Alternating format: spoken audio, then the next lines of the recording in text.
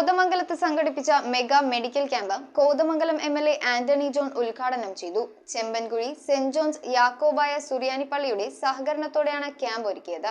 കോതമംഗലം മാർ ബസേലിയോസ് ആശുപത്രിയിൽ വെച്ചാണ് mega medical camp സംഘടിപ്പിച്ചത്. ചെമ്പൻകുഴി സെന്റ് ജോൺസ് യാക്കോബായ സുറിയാനിപ്പള്ളിയുടെ സഹകരണത്തോടെ നടത്തിയ camp Kothamangalam MLA Antony John ഉദ്ഘാടനം ചെയ്തു. പാലിയേറ്റീവ് രംഗത്ത് ഉപയോഗിക്കാൻ കഴിയുന്ന വിവിധങ്ങളായിട്ടുള്ള ഉപകരണങ്ങൾ ഇന്നു മുതൽ ഈ പള്ളിയുമായി ബന്ധപ്പെട്ടുകൊണ്ട് നമ്മൾ ഒരുക്കുകയാണ്.